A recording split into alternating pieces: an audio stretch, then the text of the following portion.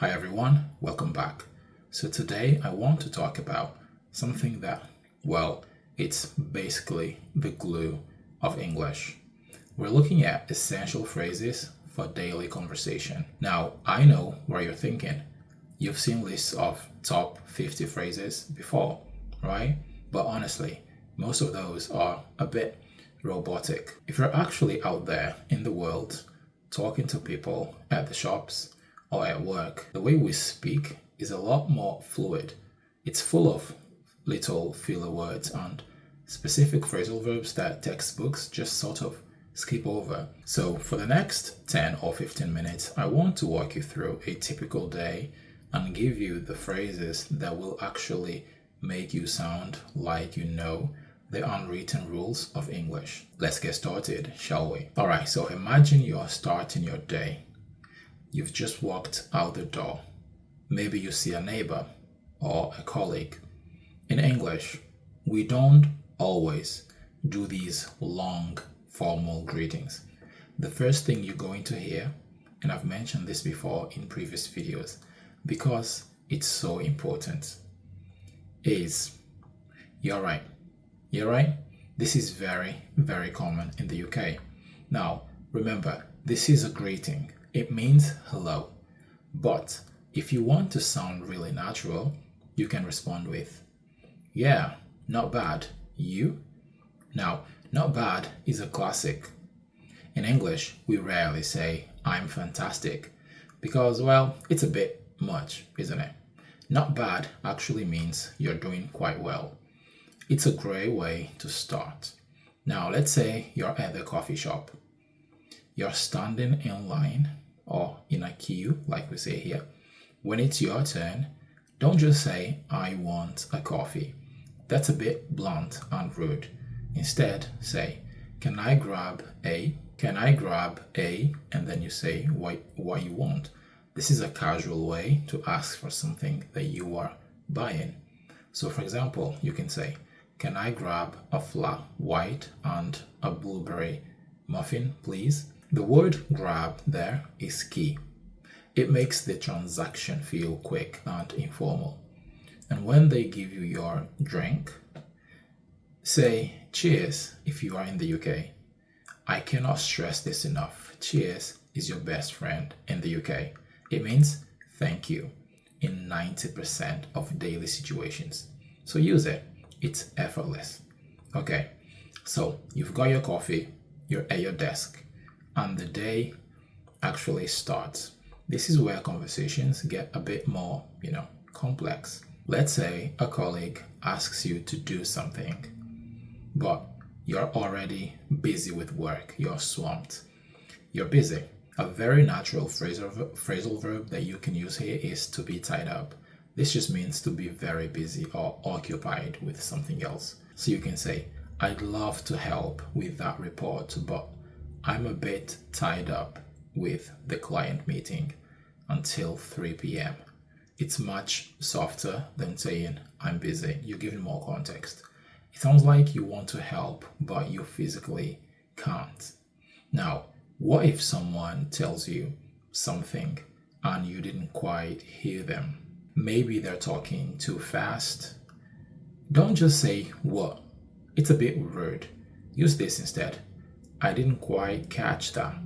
This just means I didn't hear or understand what you just said. "Sorry, I didn't quite catch that. Could you say it again?" Very common. And if you want them to repeat a whole explanation, use "run that by me again." This means to repeat an explanation or an idea so that you can understand it better. So, for example, "That's an interesting idea. Could you run that last part by me again?" It makes you sound like you're really paying attention to what they're saying, which people do appreciate. By the time lunch rolls around, you might want to invite someone out. You could say something like, "Shall we?" Okay? This is a polite way to suggest a joint action. So, for example, "It's a nice day today. Shall we grab some lunch in the park?" It's a classic suggestion word.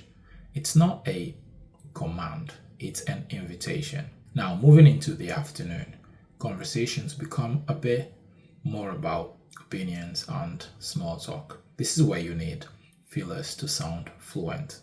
One of my favorites is to be honest. To be honest. This is used to introduce your true opinion, even if it might be slightly negative. So, for example, to be honest, I think the first draft was actually better. It prepares the listener for your truth. Another one is fair point. It means I acknowledge that what you said is correct or valid. So, for example, I know it's expensive, but it will last longer. And then you can say, fair point, I had not thought of that. This is how you show you're actually listening. It builds trust. Now let's talk about the end of the day. You're tired. You're finished. You don't just leave, you head off. This means to leave a place to go somewhere else. So, for example, right, it's 5 p.m. I'm going to head off now. See you tomorrow. It sounds much more active and natural than just saying, I'm going home. And if you see someone on your way out and you don't have time for a full chat, use the phrase, in a bit. In a bit. This is a very casual way to say, see you later. Okay, see you later.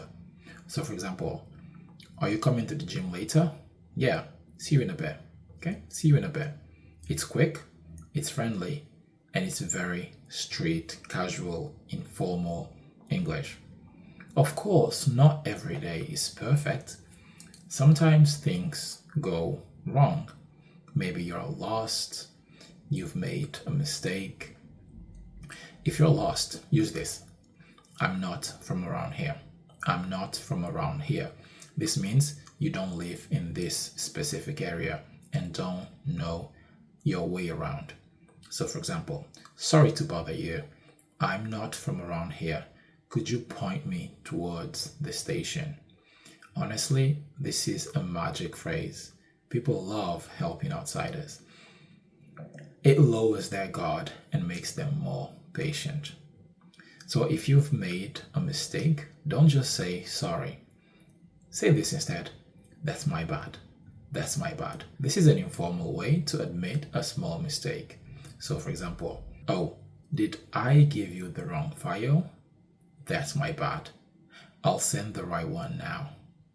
It's a great way to take responsibility without making a huge drama out of it, a big deal out of it. And finally, if a problem is resolved, sorted is your go-to word. The problem is fixed, organized, or finished. The Wi-Fi is back on. Nice one. Sorted. It's one of the most satisfying words in the English language. It means everything is okay now. It's sorted. So there you go. A full day of English from you're right in the morning to sorted in the evening. Now look, don't try to go out tomorrow and use all of these phrases in 1 hour. You look a bit crazy. Pick 2 or 3. Maybe start with cheers and can I grab a... See how they feel. Notice how native speakers respond to you when you use them. Get a feel for it. The goal here isn't to be perfect. It's to be connected, to use natural language. English is a tool for making friends and getting things done. If you found this useful, do me a favor, hit the like button and let me know in the comments which phrase you're going to try first and which one is new. I'd love to hear your stories of how these worked out for you in the real world. Thank you so much for hanging out with me today. Keep practicing, keep talking, and I'll see you in the next one. Take care.